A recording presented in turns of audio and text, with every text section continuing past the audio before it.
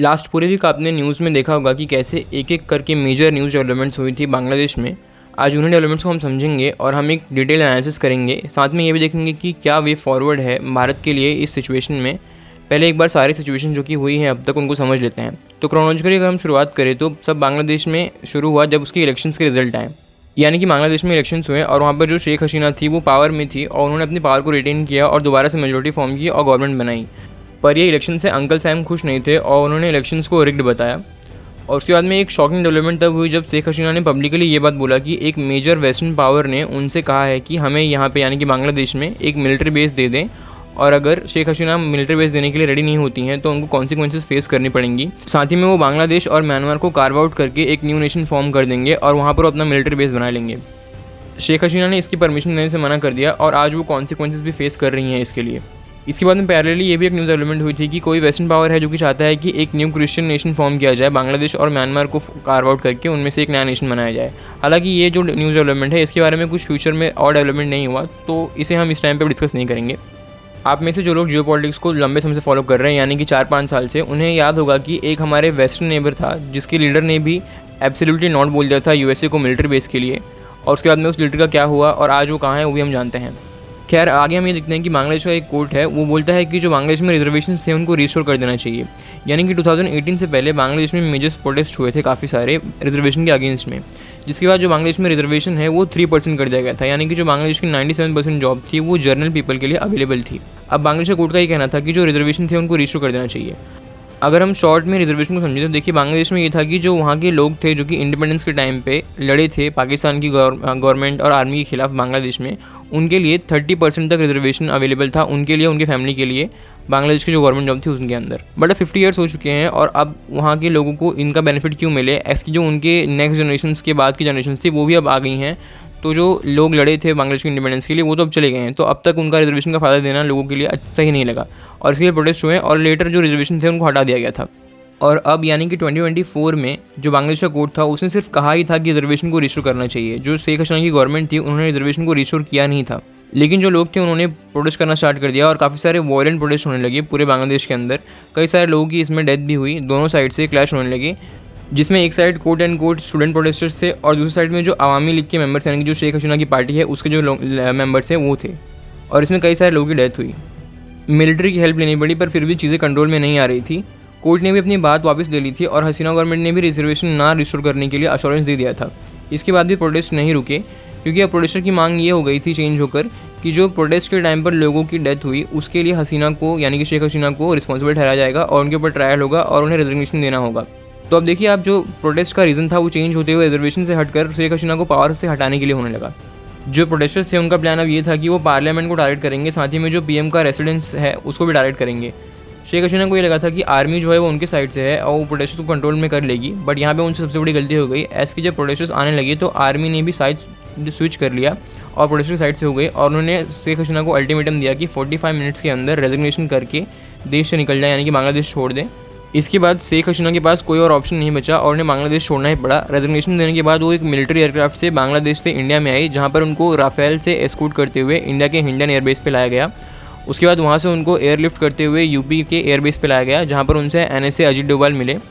उनका initial plan ये था कि वो असाइलम लेंगी यूके के अंदर, लेकिन लेटर यूके के जो गवर्नमेंट थी उन्होंने उनका वीज़ा कैंसिल कर दिया और फिर यूएसए ने भी उनका वीज़ा कैंसिल कर दिया।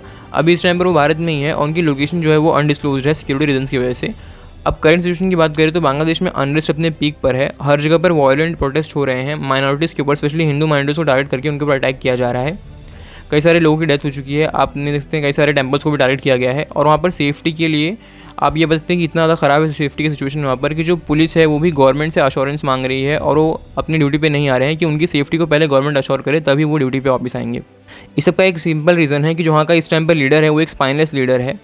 देखिए इस टाइम पर जो बांग्लादेश है वहाँ पर एक इंटरिम गवर्नमेंट फॉर्म कर दी गई है आर्मी के द्वारा, जिनको लीड ये आदमी कर रहे हैं। इनका नाम है यूनुस, आप इनका पूरा नाम देख सकते हैं। ये एक नोबेल पीस प्राइज़ विनर हैं, साथ ही में अच्छे इकोनॉमिस्ट भी हैं।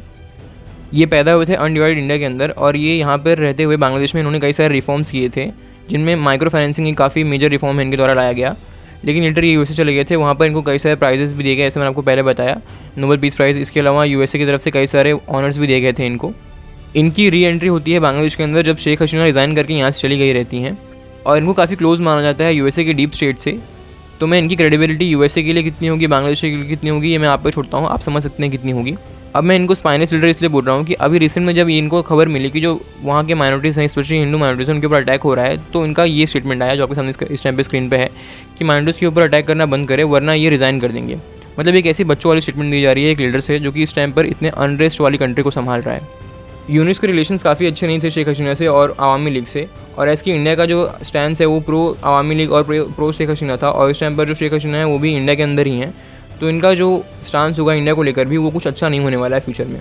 अब कंसर्न पार्टी की रिएक्शन की बात करें तो यहाँ पर चाइना और यूएसए के जो इंटरेस्ट हैं वो अलाइन हो गए और दोनों ही नेशन के इंटरेस्ट सेटिस्फाइड हो गए। देखिए ऐसे कि जो शेख हसीना थी वो बांग्लादेश की जब पीएम थी तो वो गई थी चाइना की विजिट पे, और चाइना भी उनको पसंद नहीं करता था। ऐसे आपको याद होगा लास्ट टाइम ये न्यूज़ में था कि कैसे शेख हसीना ने अपनी विजिट को कट शॉर्ट करते हुए जल्दी चाइना से वापस आ गई थी। इसके अलावा जो यूएसए है वो तो कभी पसंद करता ही नहीं था शेख हसीना को पावर में रहते हुए, और ना ही उनकी पार्टी जो कि आवामी लीग थी उनको पसंद करता था। तो आप देखते हैं दोनों नेशन के इस टाइम पे जो इंटरेस्ट थे वो अलाइन भी हो गए और साथ में सेटिस्फाइड भी हो गए। अब इंडिया की बात करें तो इंडिया के लिए काफ़ी सारे चैलेंजेस इस टाइम पे डेवलप हो गए हैं, स्पेशली बांग्लादेश को लेकर और हमारी नेशनल सिक्योरिटी को लेकर। अगर हम बात करें तो जो इन्फिल्ट्रेशन होता है बांग्लादेश से वो ऑलरेडी काफ़ी ज़्यादा था पहले से ही। जब शेख हसीना पावर में थी तो उन्होंने कुछ इसको कर्ब करने के लिए कुछ कंट्रोल्स लगाए थे, लेकिन जो इस टाइम पे गवर्नमेंट पावर में है उसे हम एक्सपेक्ट नहीं कर सकते हैं कि वो इन्फिल्ट्रेशन को रोकेंगे। इसीलिए हमारी जो इस टाइम पर बीएसएफ है वो भी एकदम अलर्ट पे है, और आपने काफ़ी सारे इन्फिल्ट्रेशन की न्यूज़ देखे भी होंगे न्यूज़ में जो कि इस टाइम पे हो रहे थे इंडिया के अंदर, जिसको बीएसएफ ने रोका है या फिर जिनको देखा गया है और पॉइंट आउट किया गया है। 1971 पाकिस्तान इंडिया वॉर जो हुआ था बांग्लादेश के इन्फिल्ट्रेशन की वजह से हुआ था, ऐसे कि वहाँ पर जब लोगों को मारा जा रहा था तो वो असाइलम लेने के लिए या फिर वो रेफ्यूजी एज ए इंडिया में आ रहे थे, जिसके रिस्पॉन्स में हमने लेटर अटैक करके बांग्लादेश को लिबरेट किया था। अब सेम सिचुएशन फिर से डेवलप हो गई है। ऐसे जब लोगों को वहाँ पर मारा जाएगा तो फिर से आएंगे यहाँ पर लेकर अपनी रेफ्यूजीज़ बनकर यहाँ पर आएंगे असाइलम लेने के लिए। तो ये प्रॉब्लम आने वाला है इंडिया के सामने फ्यूचर में इन्फिल्ट्रेशन को लेकर। अगला प्रॉब्लम ये होगा कि जो बांग्लादेश है वहाँ पर मिलिट्री ने बोला है कि वो इलेक्शंस फिर से करवाएंगे। अब जब इलेक्शंस होगा तो वहाँ पर खालिदा जिया जो इस टाइम पर जिनकी मैं आपके सामने है, ये या तो पार्टी में पावर रिटेन करेंगी या फिर कोई और बांग्लादेश की पार्टी इनके साथ में मिलकर कोalition बना के रिटेन करेगी। ऐसे की जो आवामी लीग यानी कि शेख हसीना की पार्टी है उसको ऑलमोस्ट डिसमेंटल कर दिया गया है अब बांग्लादेश के अंदर, तो वो पार्टी दोबारा पावर में आएगी नहीं। साथ ही शेख हसीना का दोबारा बांग्लादेश में जाना इस टाइम पर तो पॉसिबल है ही नहीं। जो अगली बड़ी प्रॉब्लम है इंडिया के लिए वो है कि जो ये खालिदा जिया की पार्टी है वो सपोर्ट करती है जमात इस्लामी नाम की एक रेडिकल इस्लामिस्ट ऑर्गेनाइजेशन को। ये वही ऑर्गेनाइजेशन है जो कि जब 1971 में ऑपरेशन सर्च लाइट किया जा रहा था पाकिस्तान के द्वारा बांग्लादेश के अंदर, जहाँ पर बांग्लादेश के लोगों को स्पेशली जो इंटेलेक्ट है उनको देख के मारा जा रहा था, तो ये ऑर्गेनाइजेशन पाकिस्तान का साथ दे रही थी और चाहती नहीं थी कि बांग्लादेश जो है वो लिबरेट हो पाकिस्तान से। और ये आइडेंटिफाई करती थी इंटेलेक्चुअल लोगों को बांग्लादेश के अंदर, और जिनको पाकिस्तान आर्मी को लेटर बता के उनको एग्जीक्यूट करवाया जाता था बांग्लादेश में। हालांकि बांग्लादेश तो उस टाइम पर लिबरेट हो गया, उसके बाद खालिदा जिया की जो पार्टी है उसके हेल्प से जमात इस्लामी पॉलिटिक्स में आए, और उसके बाद से बांग्लादेश का जो रेडिकलाइजेशन है वो फास्ट पेस हो गया और वहाँ पर माइनॉरिटीज़ के ऊपर अटैक करना, स्पेशली हिंदू माइनॉरिटीज़ के ऊपर अटैक करना बढ़ गया। तो जियोपॉलिटिकली अब इंडिया के लिए बांग्लादेश से डील करना काफ़ी मुश्किल होने वाला है। अब इन्फिल्ट्रेशन का तो मैंने आपको बता ही दिया। साथ में अब इकोनॉमिक्स की बात करें तो जो बांग्लादेश है उससे हमारा काफ़ी अच्छा ट्रेड रिलेशन था। बांग्लादेश को जब हम ट्रेड करते थे तो काफ़ी हमको ट्रेड सरप्लस एंजॉय करने मिलता था।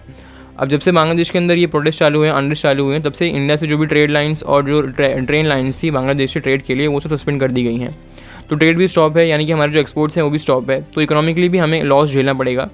तो ये सारे चैलेंजेस हैं इंडिया के सामने। अब आप में से जो लोग ऑप्टिमिस्टिक रहना चाहते हैं उनके लिए बस एक छोटी सी न्यूज़ है, आप देख के समझ सकते हैं। देखिए, अगर जो बांग्लादेश में इस टाइम पर पावर का चेंज हुआ है वो अंकल सैम की कृपा से हुआ है, तो जो भी पार्टियाँ पावर में आएगी वो एंटी इंडिया तो होगी पर वो प्रो चाइना नहीं होगी।